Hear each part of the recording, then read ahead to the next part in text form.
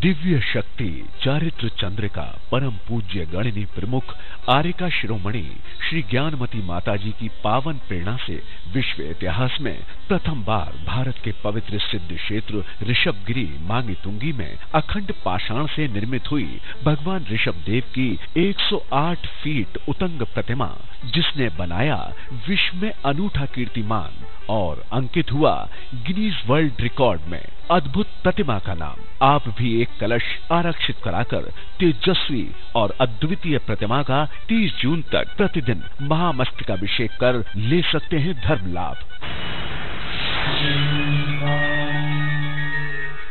छुल्लक श्री 105 ध्यान सागर जी महाराज की मंगलवाणी आगमधारा के पुण्यार्चक है श्रीमान जिनराज जैन, श्रीमती मंजू जैन, श्रीमान सौरभ जैन, श्रीमती आयुषी जैन, सिविल लाइन जयपुर नई दिल्ली एवं श्रीमान गिरधारी लाल जेजानी, श्रीमान अर्पित जेजानी, श्रीमती रेणु जेजानी, फर्म बनवारी लाल गिरधारी लाल नागपुर।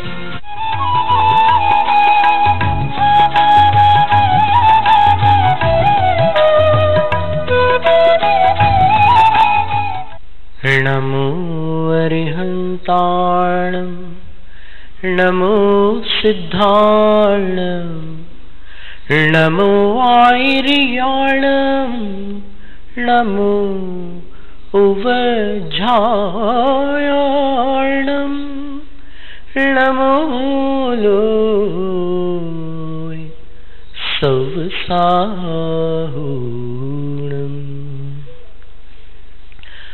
आचार्य नेमिचंद सिद्धांत चक्रवर्ती ने गुम्मटसार ग्रंथ की रचना की। कर्मकांड, जीवकांड ऐसे दो विभाग हैं। उसमें एक गाथा आई है। आचार्य मानतुंग स्वामी आदिनाथ भगवान की स्तुति करते हुए जितनी विनय प्रकट कर रहे हैं, 8वें काव्य में कह रहे हैं तनु धिया, मैं बिल्कुल छोटी सी बुद्धि वाला हूं। 3रे काव्य में कह रहे हैं बुद्धिया विनापी, इंद्रों जैसी बुद्धि मेरे पास है ही नहीं। 5वें में कह रहे हैं विगत शक्ति ही, मैं शक्ति विहीन हूं।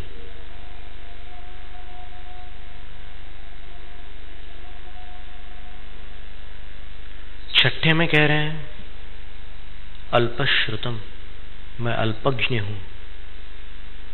दूसरा और एक विशेषण दे रहे हैं श्रुतवताम परिहास धाम, जो श्रुत वाले हैं अर्थात शास्त्रों के विद्वान हैं, उनके लिए मैं परिहास धाम, हास्य पात्र हूं। बार बार ऐसे शब्दों का प्रयोग करते हुए आचार्य मानतुंग स्वामी भगवान की स्तुति करते समय कितनी विनम्रता प्रकट कर रहे हैं।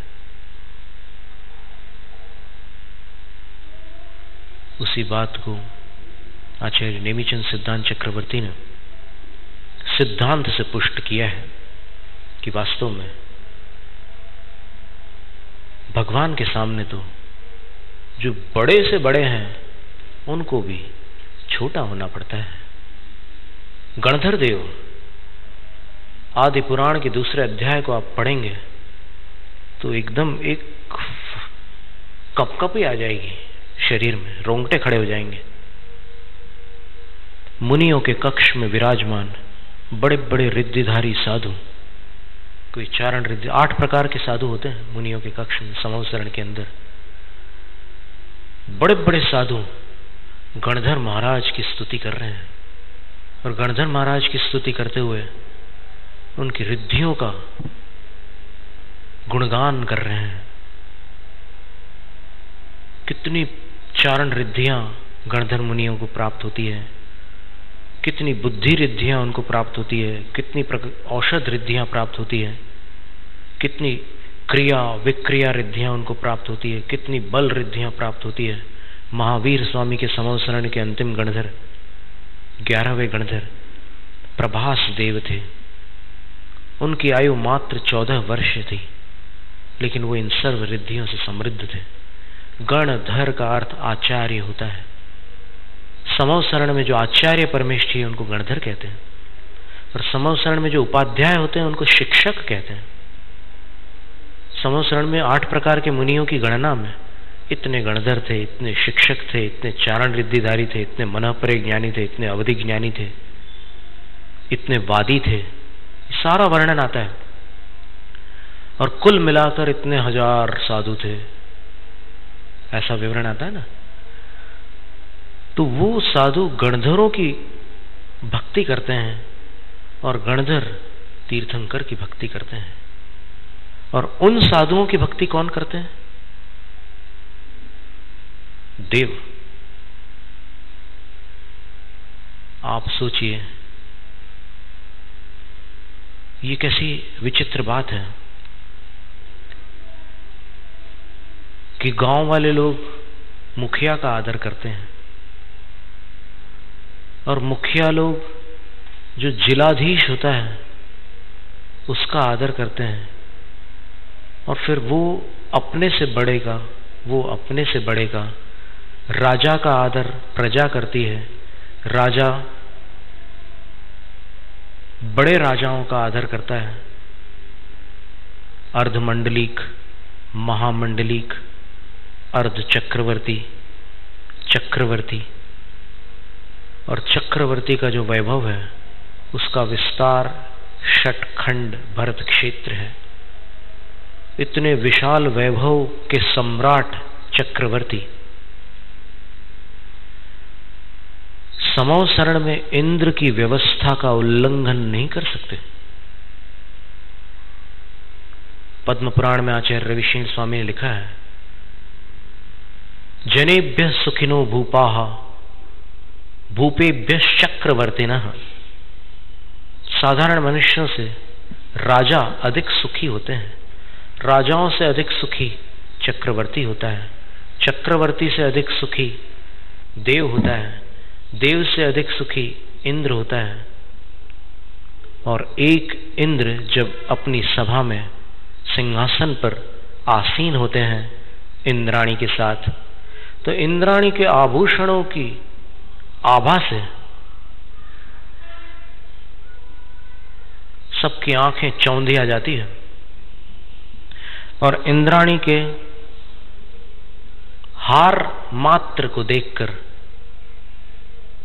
सामान्य देव विस्मित हो जाते हैं। और इंद्राणी बीच बीच में बार बार इंद्र की ओर अपना मुख करते रहती है। और ऐसी 40 नील इंद्राणियां सौधर्म इंद्र के जीवन काल में आकर के आयु पूर्ण कर लेती है, मनुष्य पर्याय प्राप्त करके मुक्त हो जाती है। ऐसे 100 इंद्र जिनेंद्र के चरणों में नतमस्तक होते हैं।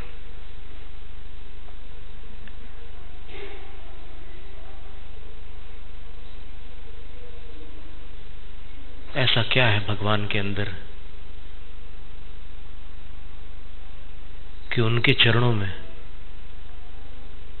विश्व के इतने बड़े बड़े दिग्गज नतमस्तक हो जाते हैं। उनके चरणों में क्या विशेषता है? उनकी भक्ति से वो देव अपने आप को कृतकृत्य मानते हैं। अपन यहां पर थोड़ा बहुत पढ़कर या उल्टा सुधा सुनकर फैसला कर लेते हैं कि देव लोग तो रात दिन विषय भोगों में तल्लीन रहते हैं, मनुष्य लोग हैं बहुत बड़े देवों से। लेकिन एक बात ध्यान में रखना कि देव लोग यदि 1 घंटे विषयों में रहते हैं तो 23 घंटे भक्ति में लीन हो जाते हैं। इसकी आप खोज कर लेना कहीं से मिल जाए तो। लेकिन ये बात आपके विचार के लिए यहां पर प्रस्तुत की गई है कि जब वो अभी अष्टान्य का पर्व गया है, 6-6 घंटे एक इंद्र नंदीश्वर की इस दिशा की पूजा, भक्ति, अभिषेक, अर्चना, आराधना इतनी भव्यता के साथ करता। उन प्रतिमाओं का वर्णन अभी पढ़ रहे थे त्रिलोक सार में, तो भगवान के दांत वज्र के, हीरे के, भगवान के होठ मूंगे के, भगवान के केश इंद्रनील मणि के, उनकी आंखें भी, और पूरा शरीर ऐसा लगता है। उसमें जो पद दिया आचार्य नेमिचंद सिद्धांत चक्रवर्ती ने तिलोक सार में, वो ये पंक्ति लिखी उन्होंने, पेखंत एव वदंतावा। उन अकृत्रिम जिन बिंबों को देखने पर ऐसा लगता है कि जैसे वो बिंब नहीं है, भगवान है और वो देख रहे हैं। ऐसा लगता है कि जैसे वो देख रहे हैं अपनी तरफ। और वदंता हुआ, ऐसा लग रहा है कि जैसे बोलने को है। होठों के बीच में पतली सी बाल की रेखा के समान अथवा एक अंतराल हल्का सा रहता है, जिसमें से उनके अंदर हीरे के जो दांत हैं वो दर्शकों को दिखाई देते हैं। वो विजयार्ध पर्वत के वो विद्याधर धन्य है जिनको अकृत्रिम चैत्यालयों की वंदना मिल रही है, और वो देव धन्य है जो उन चैत्यालयों के दर्शन कर रहे हैं, और फिर जो समौ शरण में जा चुके हैं उन देवों की अगर अपन प्रशंसा नहीं करते तो अपन भगवान से बिल्कुल प्रेम नहीं रखते, ये सिद्ध हो जाता है।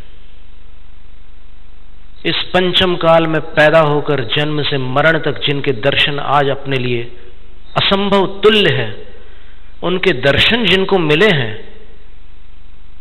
वो प्रशंसा के पात्र है या नहीं। इसी प्रकार तीर्थंकर को मुनि से केवली होते हुए किसने देखा है? तपस्या कर रहे हैं जंगलों में और कर्मों का अक्षय करके केवल ज्ञान प्राप्त कर रहे हैं। किसने देखा उनको मुनि से केवली होते हुए? सौधर्म इंद्र तक ने नहीं देखा। लेकिन एक ऐसे तीर्थंकर थे जिनको दो लोगों ने देख लिया केवली होते हुए, और उन दोनों का नाम आप सब जानते हैं। वो थे धरणेन्द्र और पद्मावती। आप सोचो कि इस पंचम काल के एक साधु का आहार देखकर लोग अपने आप को धन्य मानते हैं। जिन्होंने तीर्थंकर को मुनि से केवली होते हुए देखा है, क्या वो प्रशंसा के पात्र नहीं हुए? निस्संदेह हुए, और वो भी ऐसे काल में जब वो भगवान की सेवा कर रहे थे। जब भगवान मुनि अवस्था में थे, वो उपसर्ग का निवारण करने में लगे हुए थे। आज लोग बोलते हैं कि फणा वाली प्रतिमा केवली अवस्था की नहीं है, मुनि अवस्था की है। फिर उन आचार्यों ने जो सूर्य मंत्र दिया वो तो अपने आप खारिज हो ही गया आपकी धारणा अनुसार, क्योंकि केवली भगवान में फणा नहीं होते। पर अभी हमें पिछले वर्ष पार्श्वाभ्युदय ग्रंथ के 4th सर्ग में एक ऐसा काव्य मिला जिसको पढ़कर हम स्वयं विस्मित हो गए, क्योंकि हमारी भी वही धारणा थी कि ये फणा जो थे वो केवल ज्ञान से पहले थे। लेकिन उस श्लोक को पढ़ने के बाद समझ में आया कि नहीं, फणा केवल ज्ञान से पहले वाले जो थे वो अलग थे, पर केवल ज्ञान हो जाने के बाद जब उपसर्ग टल गया तब पुनः धरणेन्द्र ने भगवान के ऊपर फणा मंडल की रचना की थी, और पुनः देवी पद्मावती ने छत्र लगाया था। देवी पद्मावती इस नाम से भी कुछ लोगों को संदेह उत्पन्न हो रहा है कि ये नाम कहां आता है। उत्तर पुराण में तो नाम नहीं दिया, धरणेन्द्र नाम दिया और तत्पत्नी लिखा है, तो फिर देवी पद्मावती कहां से आ गई? लेकिन हमने और प्राकृत ग्रंथों में देखा, संस्कृत ग्रंथों में देखा, तो पार्श्वनाथ चरितम में आचार्य सकल कीर्ति महाराज ने पद्मावती इस नाम का उल्लेख किया है। और इस ग्रंथ को अमान्य करने से पूर्व आचार्य विद्यासागर महाराज श्री के संग में जो पठन पाठन का एक क्रम चलता है उसमें जरूर देख लेना कि आचार्य सकल कीर्ति मान्य है या अमान्य, क्योंकि हमने स्वयं मूलाचार प्रदीप का स्वाध्याय किया आचार्य श्री के मुख से, और मूलाचार प्रदीप के रचयिता आचार्य सकल कीर्ति थे जिन्होंने पार्श्वनाथ चरितम की रचना की है। तो वो आचार्य श्री को मान्य होंगे तभी तो उनने पढ़ाया, उनके द्वारा लिखा हुआ ग्रंथ। अमान्य होते तो कैसे पढ़ाते? और यदि आचार्य श्री को मान्य है तो उनको अमान्य करने वाला प्रकारांतर से आचार्य श्री को अमान्य करने वाला है ही। इसका कौन निषेध कर सकता है कि आचार्य श्री जिस ग्रंथ को पढ़ा रहे हैं उसके ग्रंथकर्ता को अमान्य करने वाला आचार्य श्री का समर्थक हुआ या विरोधी? और उन्होंने पद्मावती नाम दिया है। और इसी प्रकार प्राकृत में भी हमें एक पार्श्वनाथ चरित मिला था, अभी वो हमारे पास उपस्थित नहीं है, अन्यथा हम उसके भी नाम और गाथा वगैरह आपके सामने रखते। तो इसलिए ये एक बात हो गई कि वो कितने धन्य थे जिन्होंने मुनि अवस्था से केवली अवस्था में जाते हुए भगवान के दर्शन की और सेवा की। किसी के चौके में गुरु के आहार होते हैं तो उससे कहते हैं कि तुम्हारी लॉटरी खुल गई। और इनकी सेवा करते समय जो सेव्य थे, जिनकी सेवा की गई थी, वो केवली हो गए, तो ये कितने धन्य हुए। इसलिए जिसके जो गुण हैं उसकी प्रशंसा करने में आनाकानी करना जिन शासन में किसी को शोभा नहीं देता। जो गुण है उनकी प्रशंसा करो। आचार्य मानतुंग स्वामी किसी महिला से छोटे थे या बड़े? बड़े थे ना।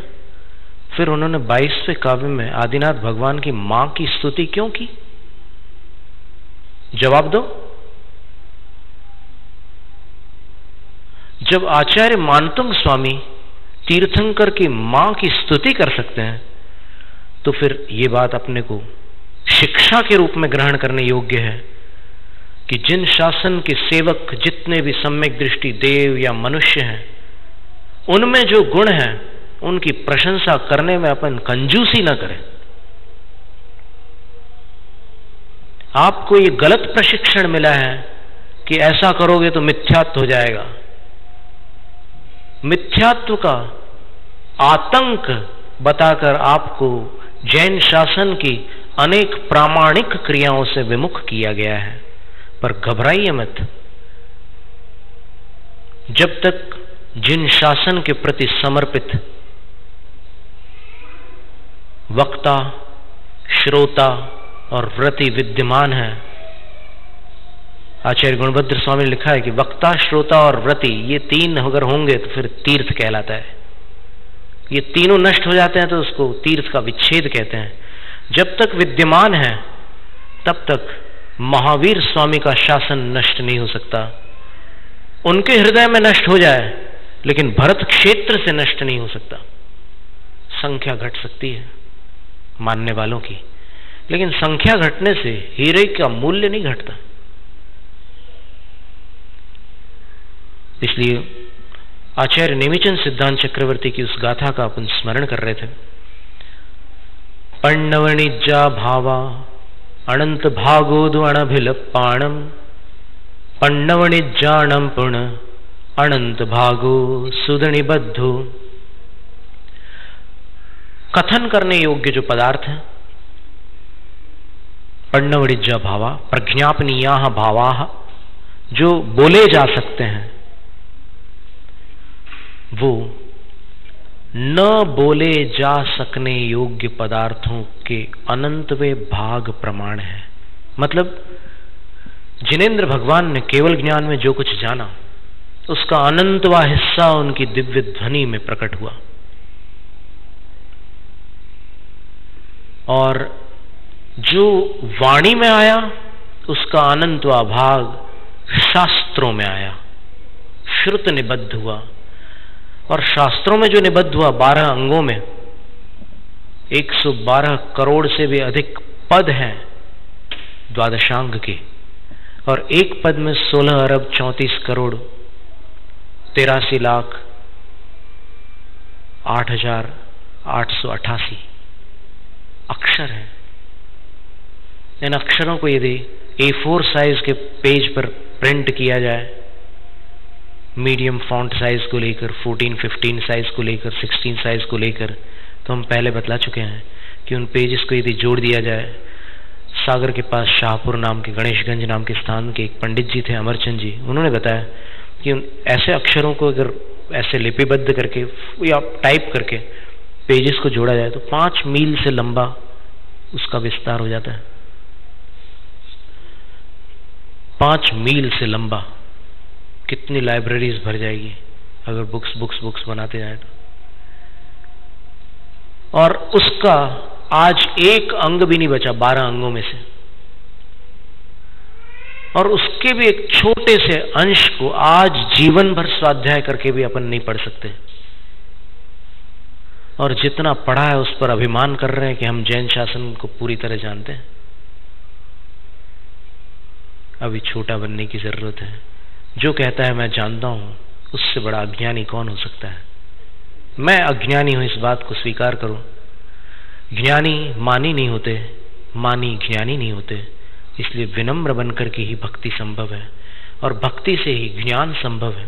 विनयेन सुदमधीदम जय विपमायेन हुई विस्सरिदम तमुवट्ठादि पर भवे केवल ऋणाणम च आवहति। मूलाचार ग्रंथ में ये गाथा आती है कि विनय पूर्वक यदि आप स्वाध्याय करेंगे तो प्रमादवश वो चीज भूल भी सकते हो, लेकिन वो विनय व्यर्थ नहीं जाएगी। आगामी भाव में वो पूरा ज्ञान पुनः उपस्थित हो जाएगा और वो आपको केवली बना करके छोड़ेगा। कितनी बड़ी बात है। आचार्य मानतुंग स्वामी को हम नमस्कार करते हैं। उनके आराध्य तो सर्वप्रथम नमस्करणीय, अर्चनीय, पूजनीय, वंदनीय और नमस्करणीय। जैनम जयतु शासनम, जैनम जयतु शासनम, जैनम जयतु शासनम।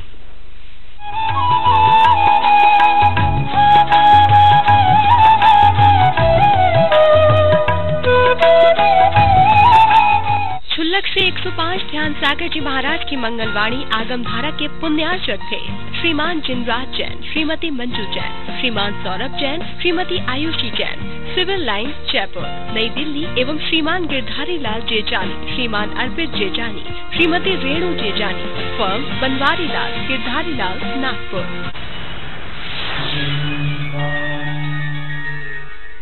दिव्य शक्ति चारित्र चंद्रिका परम पूज्य गणिनी प्रमुख आर्यिका शिरोमणि श्री ज्ञानमती माताजी की पावन प्रेरणा से विश्व इतिहास में प्रथम बार भारत के पवित्र सिद्ध क्षेत्र ऋषभगिरी मांगी तुंगी में अखंड पाषाण से निर्मित हुई भगवान ऋषभ देव की 108 फीट उतंग प्रतिमा, जिसने बनाया विश्व में अनूठा कीर्तिमान और अंकित हुआ गिनीज वर्ल्ड रिकॉर्ड में। अद्भुत प्रतिमा का नाम। आप भी एक कलश आरक्षित कराकर तेजस्वी और अद्वितीय प्रतिमा का 30 जून तक प्रतिदिन महामस्तकाभिषेक कर ले सकते हैं धर्म लाभ।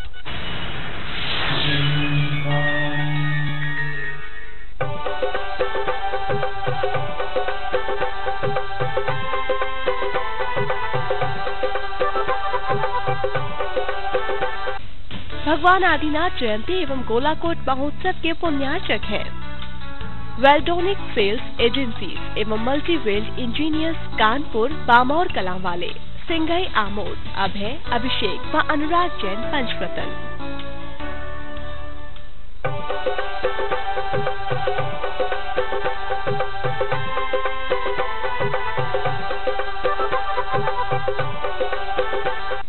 जयश्री दर्शकों, मैं हूं शिफाली जैन और आप सभी का स्वागत है हमारे विशेष कार्यक्रम भगवान आदिनाथ जन्म जयंती एवं गोलाकोट महोत्सव में।